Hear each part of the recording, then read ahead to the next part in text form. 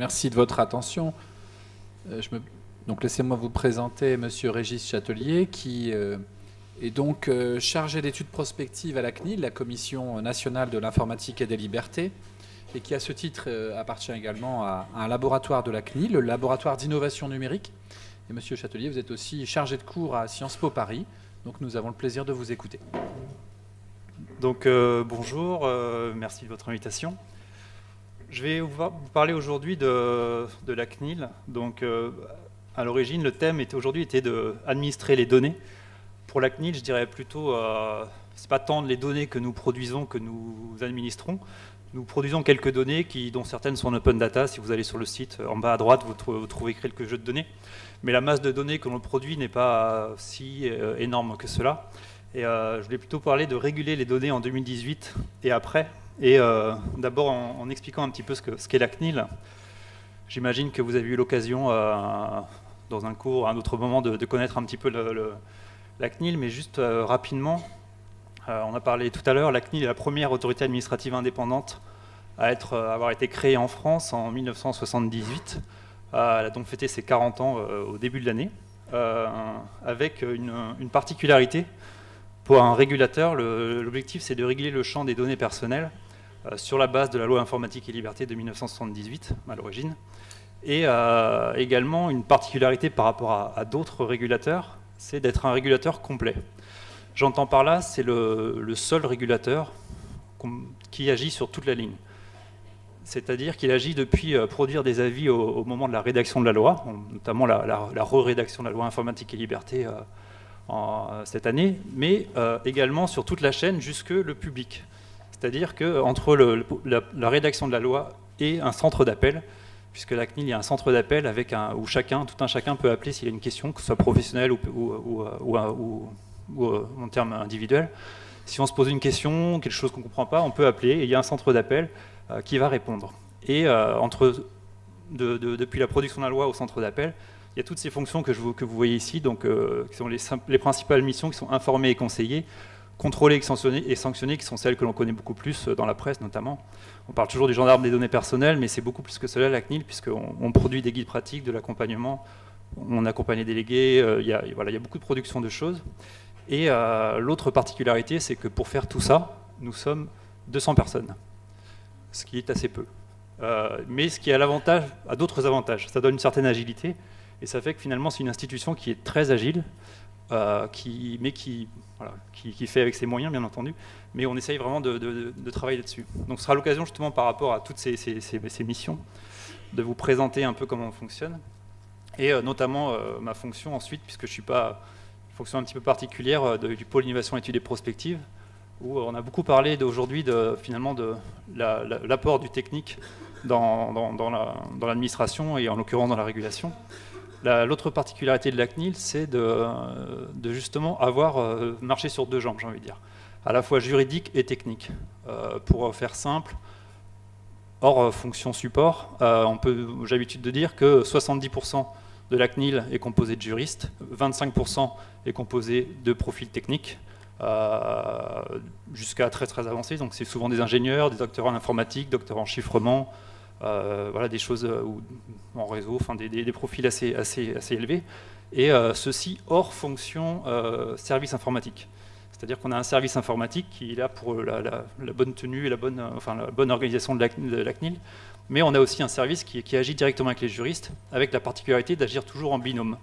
C'est-à-dire que quel que soit le moment de ce que je vous montre ici sur cette slide, il y a toujours un binôme qui intervient. Il y a toujours un juriste et un technicien.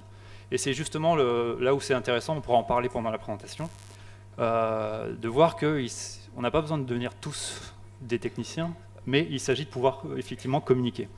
Et la troisième fonction, qui est celle dont je fais partie, qui est le pôle innovation, études et prospectives, on apporte une petite fonction sciences humaines sur l'idée de toutes nos questions sont juridiques et techniques, mais si on ne s'arrête pas sur les usages, sur la manière dont ils se propagent, les questions de société, les questions hors questions juridiques et techniques que cela pose, on manque quelque chose.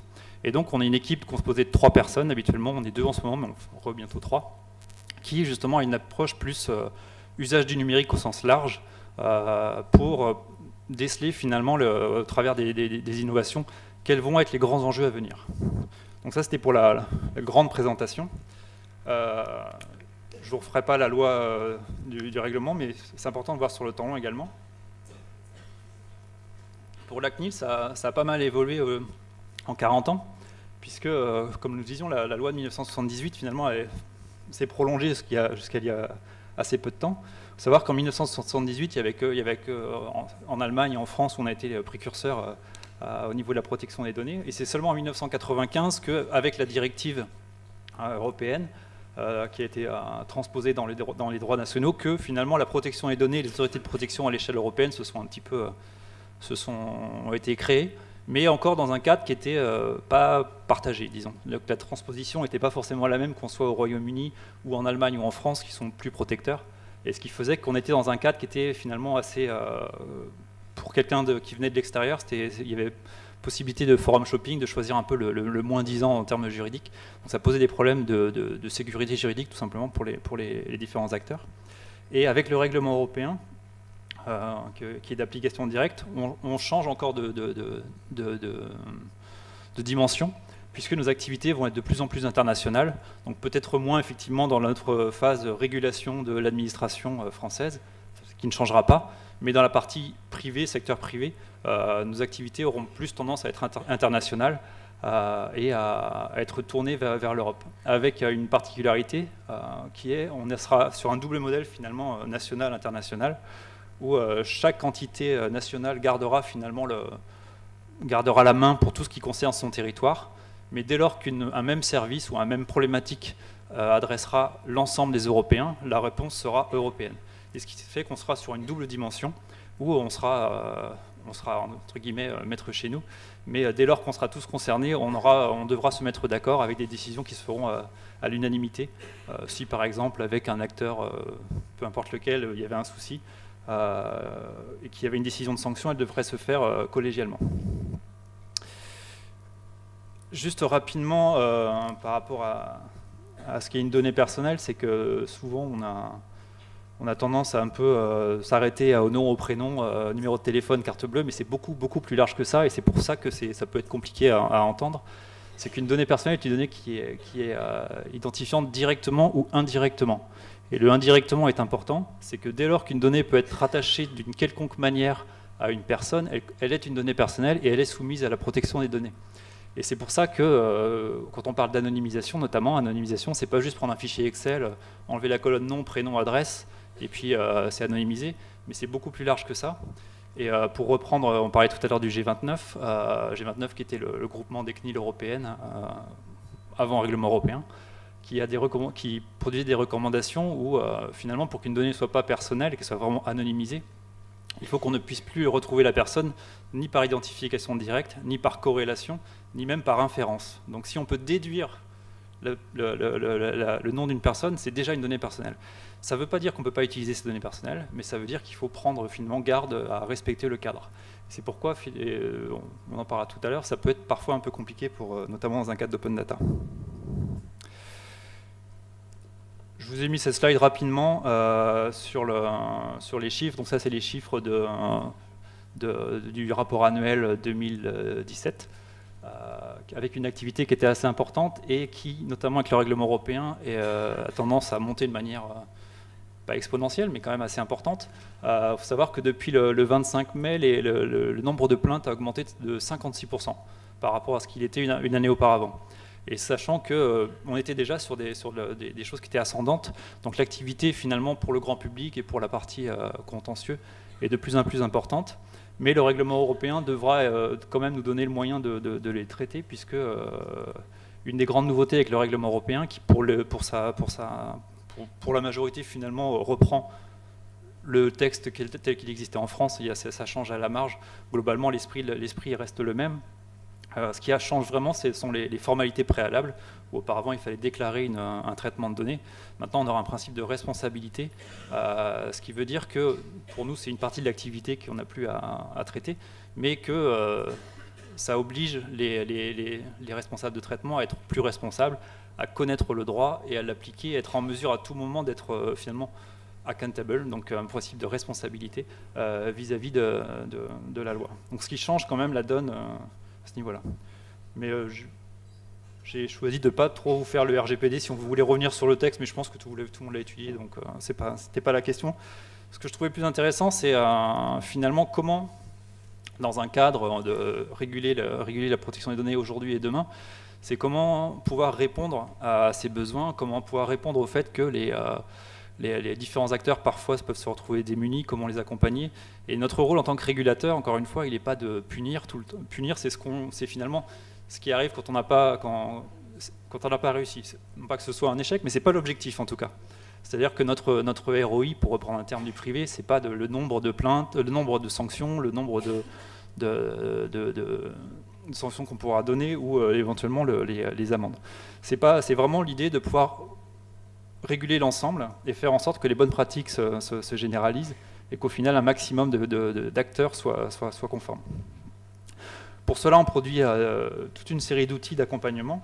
Donc ça va de produire des recommandations sur les mots de passe, sur les cookies, sur les mentions d'information, différents guides que je vais décrire après, des communications sur des questions d'actualité.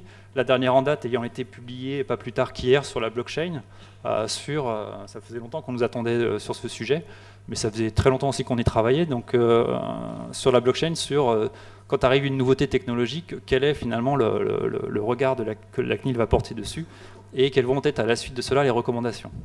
On pourra en parler si vous voulez de la blockchain ensuite, mais c'est ce type de choses qui permet à des acteurs qui vont traiter de la blockchain de pouvoir se placer finalement sur le cadre et savoir plus ou moins comment manier le cadre juridique. Également des référentiels sectoriels. Donc assez récemment, on a publié ce qu'on appelle un PAC, véhicule connecté, qui a été monté en partenariat avec le concours de tous les acteurs de la chaîne finalement de ce qu'est le véhicule connecté. Ce qui est intéressant, c'est que, même si ce n'est pas l'administration, mais c'est intéressant quand même de vous le dire ici, c'est que quand on a voulu réunir tous les acteurs du véhicule connecté, on a réuni tout ce que nous considérions être les acteurs du champ de l'automobile connecté. Et les constructeurs automobiles ont été très très surpris de voir qu'ils n'étaient pas seuls à la table, puisque nous avions invité les assureurs, les startups, tout ce qui pouvait être l'écosystème. Et déjà, le secteur automobile était assez ébranlé par le fait que, pour nous, on avait une vision beaucoup plus large finalement que de la seule voiture.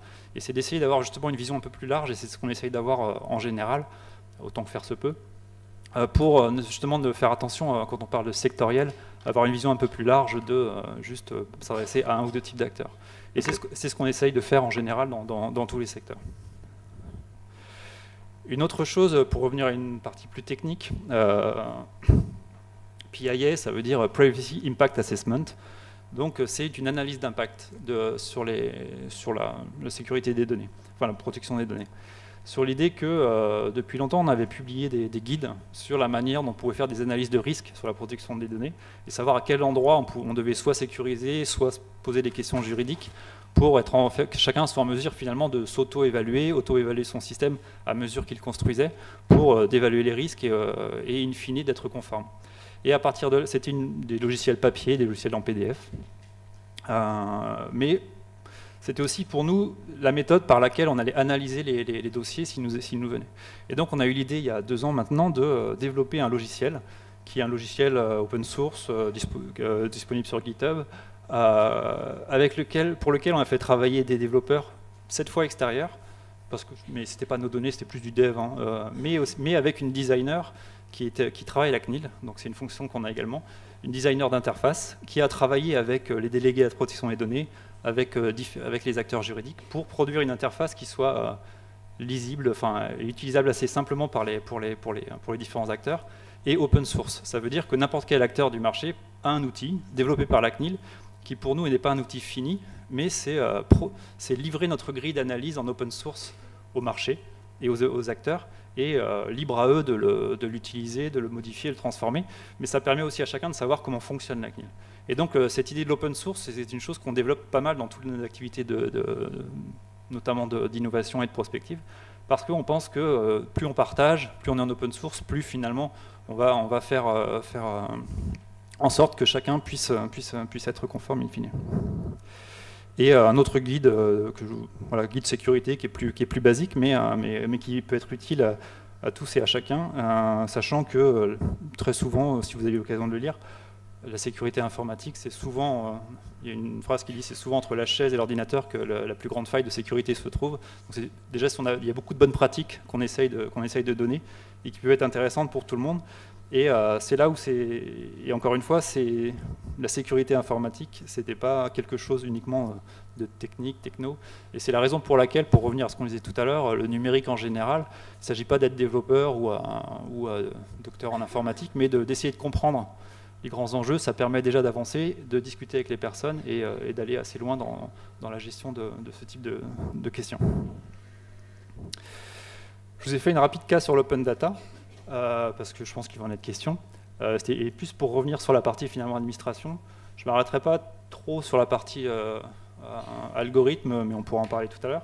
Mais l'open data, c'est une bonne question par rapport à tous ces guides qu'on doit produire et à l'accompagnement, puisque l'open data, c'est mettre en partage des données dans un format gratuit, un format ouvert, qui permettent la réutilisation par tous, sans limitation de réutilisation.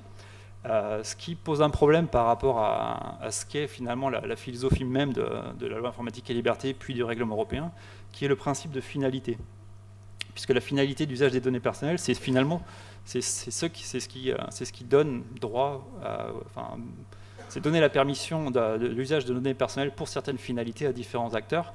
Et un acteur qui a collecté des données personnelles pour certaines finalités ne peut pas les réutiliser pour d'autres. Et c'est un peu la logique de base. La donnée personnelle, c'est pas parce qu'on vous autorise à l'utiliser que vous en êtes propriétaire, mais vous avez le droit de l'utiliser dans le champ pour lequel vous l'avez collecté. Et on voit bien que ça pose une problématique entre l'ouverture totale d'un côté et le principe de finalité, dès lors qu'on veut faire de l'open data. C'est pourquoi, dans un cadre où la loi République numérique, adoptée en 2016, donnait l'ouverture par défaut des données publiques pour les collectivités de plus de 3500 habitants, enfin d'un certain nombre de données. Dans le même temps, avait demandé à la CNIL de certifier la conformité des processus d'anonymisation. Donc c'est une nouvelle mission qu'on a dans le cadre de la loi informatique et liberté.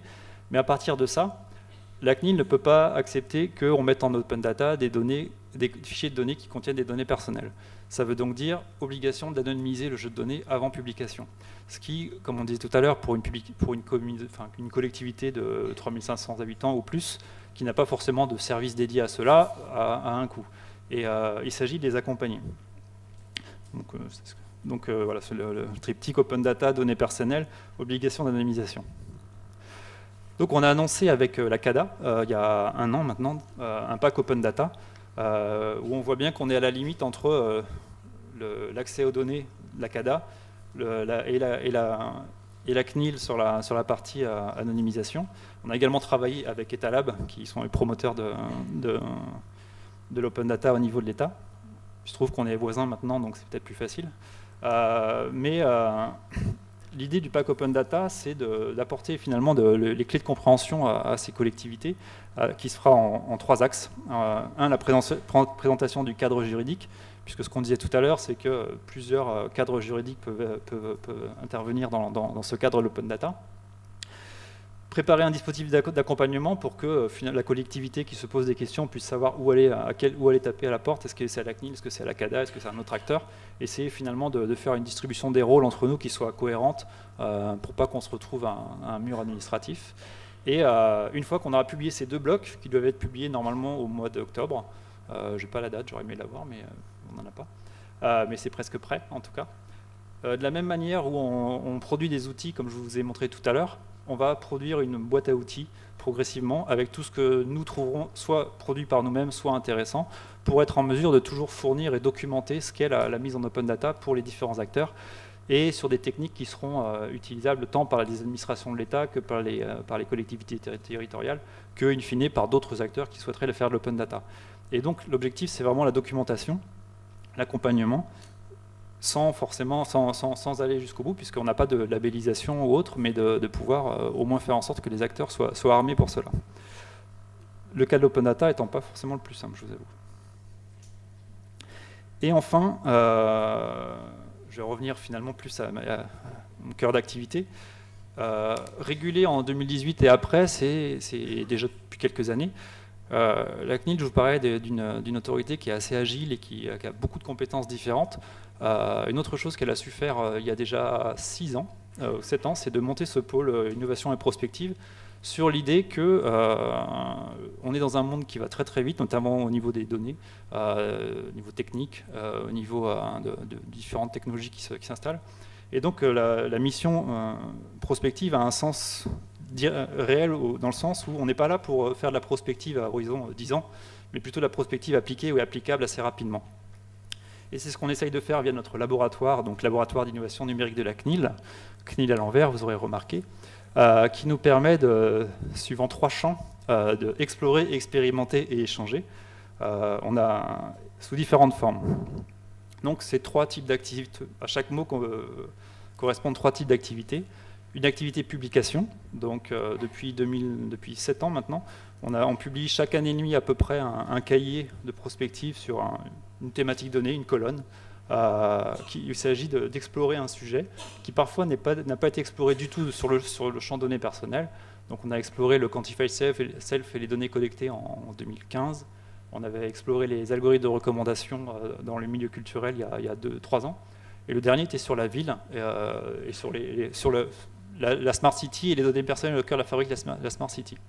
Et un autre type de publication qui est un sous-domaine de la CNIL qui s'appelle link.cnil.fr, où on publie au fil de l'eau sur différents sujets, donc les drones, les robots, l'intelligence artificielle. En ce moment, on est beaucoup sur le design des interfaces, parce qu'on pense que, et ce sera notre prochain cahier d'ailleurs, je vous parlais tout à l'heure de juridique et du technique. Pour nous, l'interface utilisateur passe par le design, et on est obligé de s'intéresser à quelle manière on va informer les personnes, on va permettre le consentement ou autre, et on va aller vers ce sujet. Et ces publications, je vous montrerai tout à l'heure, ont 2 vocations. Elles ont vocation à mettre les pieds dans le plat d'un secteur donné. Par exemple, quand on publie sur les données de santé et les objets connectés, on devient audible par un secteur, donc on rentre en conversation avec eux, et on va participer à des événements, à des rencontres, être intégré à des groupes de réflexion, ce qui fait que tout ce qu'on a amené sur le sujet données personnelles, on va pouvoir l'amener d'une manière qui ne soit pas celui de la conformité. C'est l'avantage d'avoir ce type d'équipe, c'est de se dire que l'objectif, c'est pas d'aller parler aux directions juridiques ou aux directions techniques, mais d'aller parler à ceux qui sont chefs de projet ou les leaders de projet, enfin les personnes qui ne se posent pas ce type de questions, mais au moins qu'ils aient ce type d'enjeu assez rapidement. Et ça, c'est très important. Et là, donc il y a cet axe vers l'extérieur, et tout étant les licences Creative Commons, il y a ça, donc chacun peut les réutiliser. Et vers l'intérieur, vers la CNIL, on est aussi un centre de ressources où on essaye de documenter les sujets et d'avoir une première approche qui ne va pas être complètement juridique, mais on n'est pas dans l'analyse juridique, mais on produit on repère les différents endroits où potentiellement il y a risque, pour que, avant qu'un sujet rentre finalement dans le fil de la CNIL, dans son cœur d'activité, il peut se passer du temps, il peut se passer 1 an, 2 ans, 3 ans, et que ce soit déjà documenté et que les juristes soient déjà en mesure finalement de réagir et d'avoir de l'information qui vienne de la CNIL sur laquelle ils puissent se baser. Et ça, c'est très très important pour pouvoir être finalement prêt à réagir le moment venu, voire à anticiper. On a également un lieu physique dans lequel on organise différentes choses, des workshops, des conférences. Désolé, la slide est en anglais, mais je la mets en français.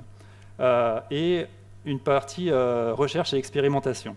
Et là, c'est pour en revenir au sujet qui était le sujet précédent, sur notre rapport à la recherche, notre rapport à l'expérimentation. Je vous disais qu'on a la chance d'avoir des profils techniques des gens qui sont plutôt doués.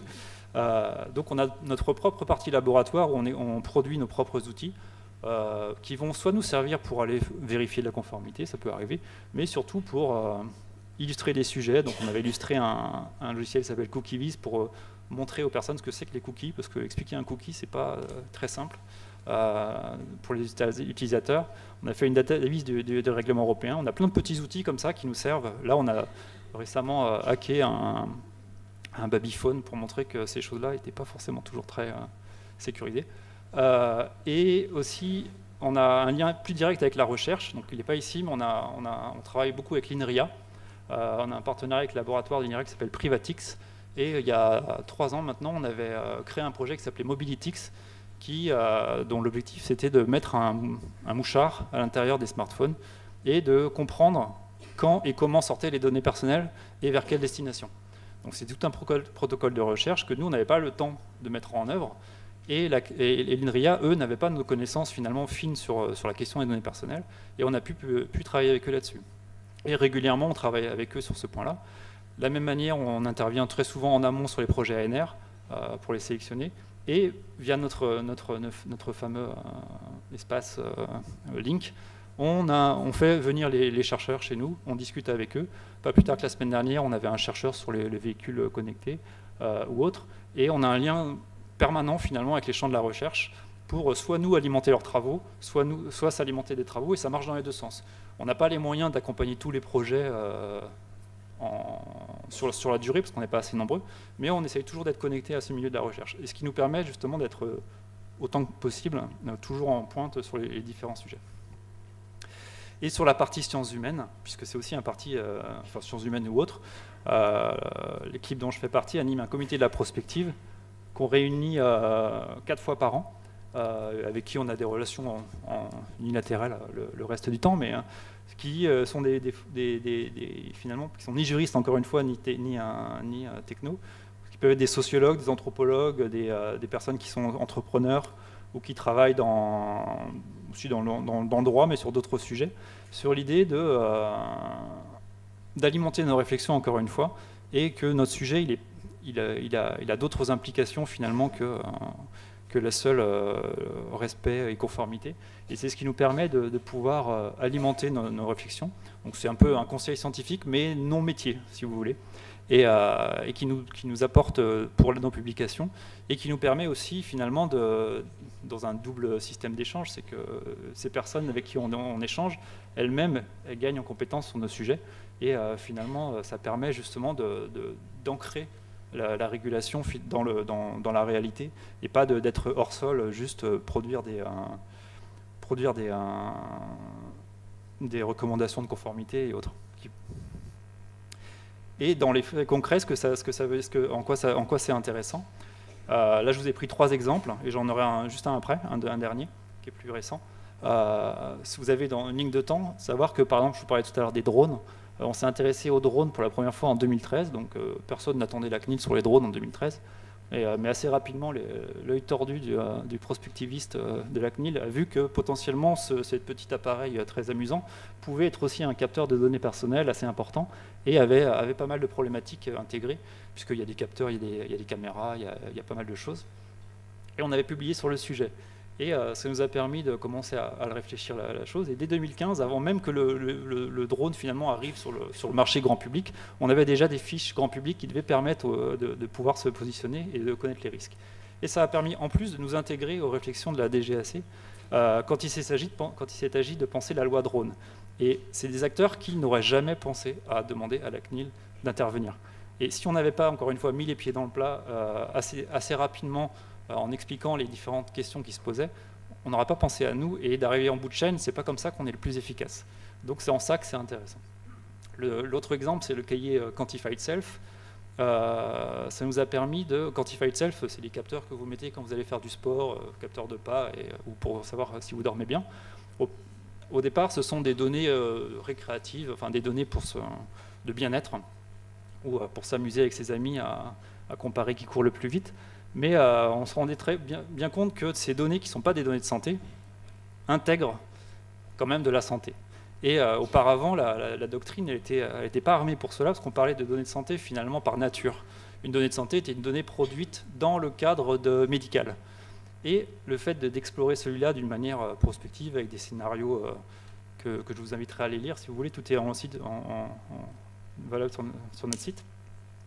Ça a permis finalement de commencer à comprendre la donnée de santé par nature et par destination.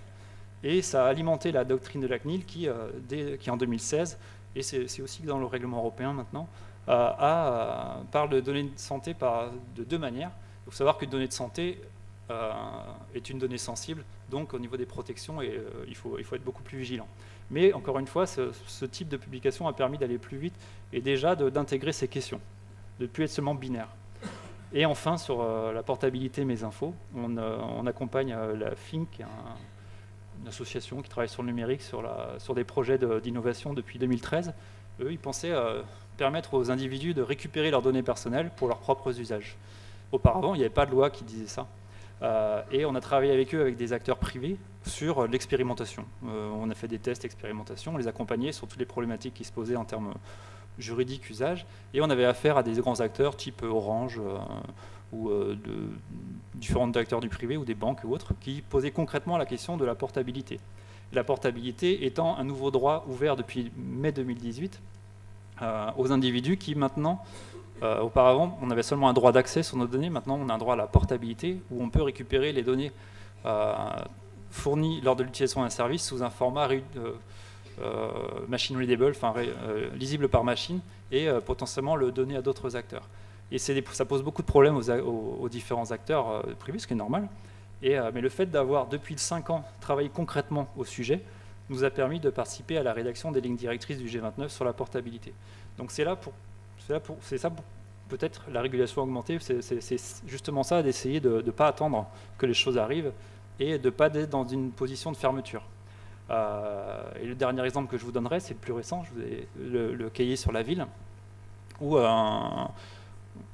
en gros, on voyait dans la ville qu'il y avait pas mal de nouveaux acteurs du secteur privé qui produisaient du service au public, et non pas du service public, sans lien contractuel direct avec la ville, et qui bouleversent les équilibres. Donc souvent on parle de Waze, il y a Google, il y a Uber, il y en a d'autres, et tous ces acteurs produisent de la donnée qui pourrait être utile au bon fonctionnement de la ville, et à l'aménagement de la ville, du territoire, à l'aménagement urbain. Mais il n'y a pas de cadre, et l'open data n'y répond pas. Les données d'intérêt général n'y répondent pas non plus. Donc, on a imaginé des scénarios prospectifs de régulation qui disaient que l'open data n'est pas le seul moyen finalement. Penser la réutilisation des données, ce n'est pas que penser open data, d'autant plus dans un contexte où, du point de vue de la CNIL, donc du point de vue de la loi, on ne peut pas diffuser des données personnelles. Donc on avait proposé des scénarios, que je pourrais aller voir si vous voulez, de partage de données, de circulation des données de l'acteur privé vers l'acteur public, avec les endroits où il fallait être vigilant, les endroits où il fallait justement que la CNIL intervienne ou autre, mais dans une logique qui n'était pas de fermeture en disant on ne peut rien faire, mais sachant que tout le monde a envie de le faire et qu'il faut faire des choses, on va vous accompagner dès maintenant pour donner un cadre dans lequel potentiellement, si on le fait correctement, on va réussir à rester conforme au règlement. Et savoir qu'on a publié ce cahier en octobre 2017, et depuis, il nous revient souvent. Voilà. On nous en parle beaucoup.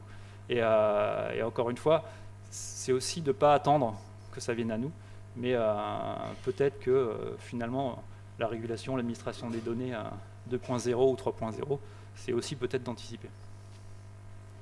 Merci beaucoup.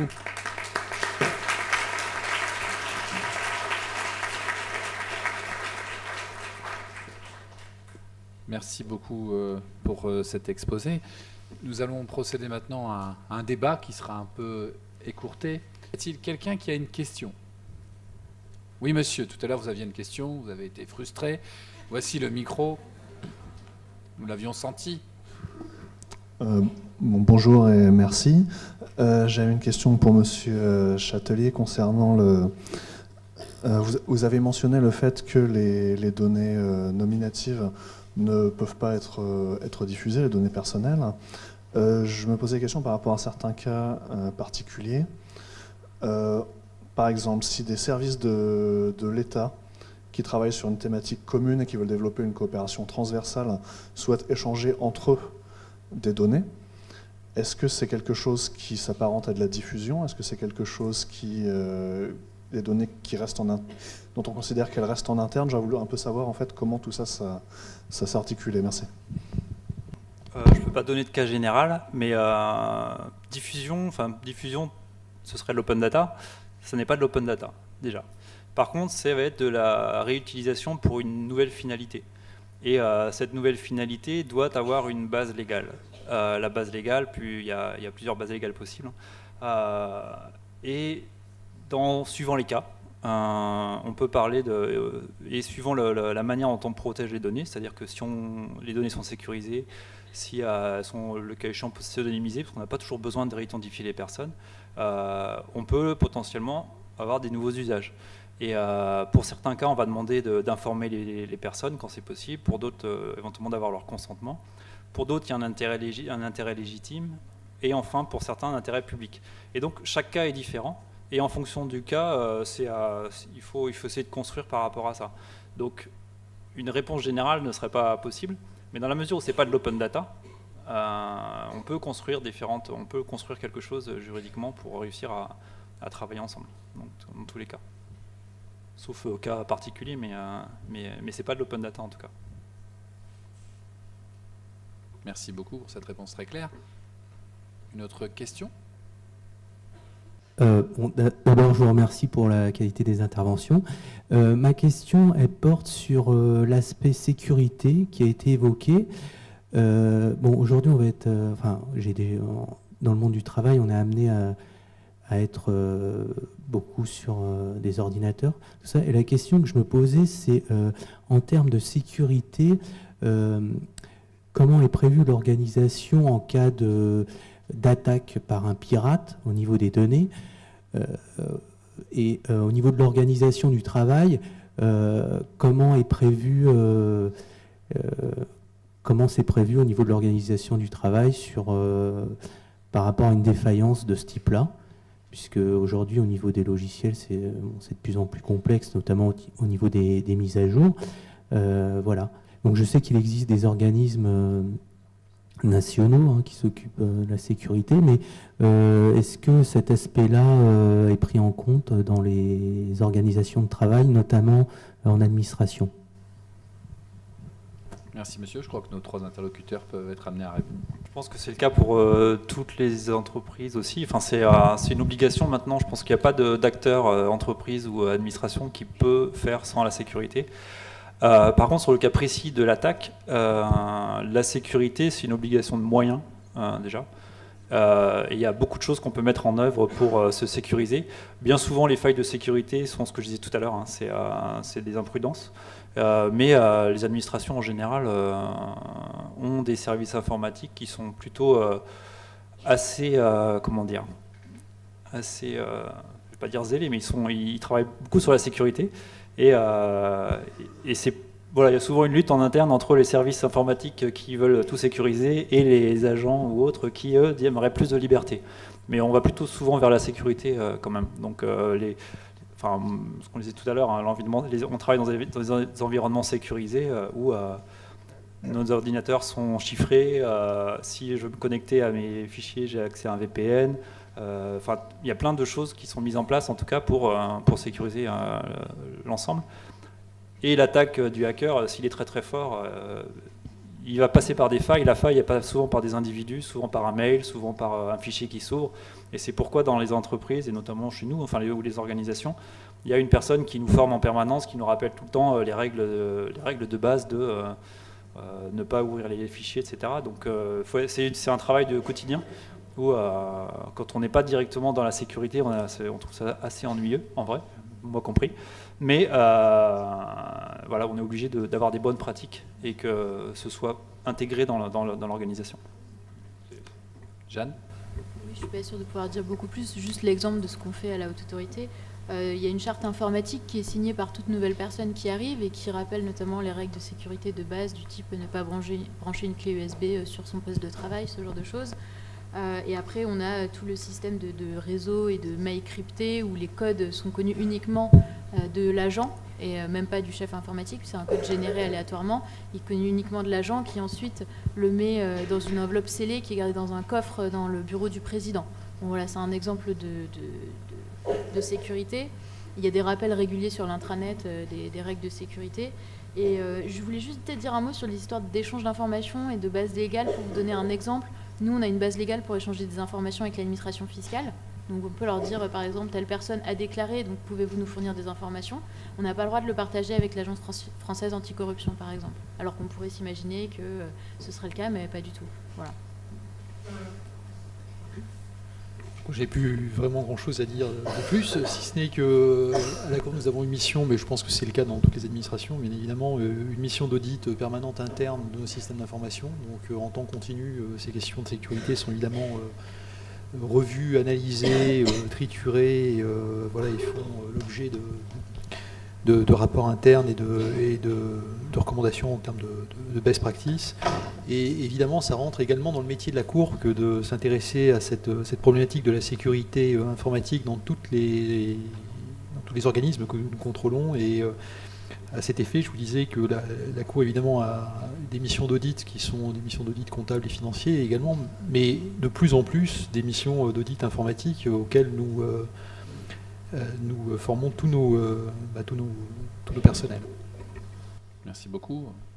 Il y a encore une question là-bas. Je vais donner la parole dans un instant. On regarde les réponses, on voit que la question était très pertinente. Et de toute façon, la sécurité au sein des institutions pose problème même au-delà du numérique. On peut le voir, puisque même à la présidence de la République, on a parfois quelques soucis. Donc, bonjour. Donc, j'ai une question qui est corollaire à celle qui a été posée juste avant. Et ma question est générale. C'est en matière de cyberdéfense. C'est-à-dire, si un jour on a une attaque, par exemple massive, sur l'ensemble des structures de l'État, est-ce que, vous participez à des simulations, à des plans avec l'ensemble des ministères pour tester les infrastructures, par exemple en cas d'attaque critique sur une centrale nucléaire, ou quelles sont les procédures qui sont mises en place en fait, quels sont les moyens de coordination et qui sont mis en place? Est-ce que vous participez vous-même dans vos institutions respectives justement à sa gestion des traitements de données? Comment ça se passe en fait précisément? Est-ce que j'espère que j'étais assez clair? Merci Nassim pour votre question. Voilà. Donc c'est une question générale, donc n'importe qui. Monsieur Châtelier. Je ne participe pas à ce genre de groupe, donc par contre, après c'est particulier parce que tous, on est dans des fonctionnements qui sont étanches du reste, c'est-à-dire que tout n'est pas centralisé. Je prenais l'exemple, je vous ai dit tout à l'heure qu'on est voisin de la CADA et de Etalab, puisqu'il y a eu un regroupement de beaucoup de services, et plus la défenseur des droits notamment. Et nous, la CNIL, on a notre propre système informatique hermétique au reste de l'immeuble, et dans lequel il y a toute l'activité métier, et toutes les activités labo dont je vous parlais tout à l'heure, elles sont dans un autre qui est hermétique lui-même de l'activité de la CNIL. Et je sais que je sais qu'il y a des personnes à la CNIL qui sont très actives sur le sujet et qui participent à des formations justement qui sont un peu plus larges qu'en interne. Mais je ne pourrais pas vous donner le détail malheureusement, et voilà, je pourrais faire des recherches, mais j'ai pas plus à vous dire. Merci beaucoup. Alors, désolé, on a décidé de clore l'exercice des questions puisqu'il est un peu tard, on doit reprendre à 13h30. Je vais laisser la parole à Christophe Mondou qui va juste faire un mot de conclusion. C'est juste une remarque ou deux, simplement au regard de ce qui a été énoncé ce matin, et notamment parce qu'il y a quelque chose qui a été évoqué. Alors, c'était pas le sujet, mais nos intervenants ont tous évoqué. Vous remarquerez que là aussi, pour le management dans l'administration, il y a une chose qui a été évoquée ce matin, je ne sais pas si vous avez fait attention, maintenant ça commence à circuler, c'est la méthode agile de fonctionnement des administrations.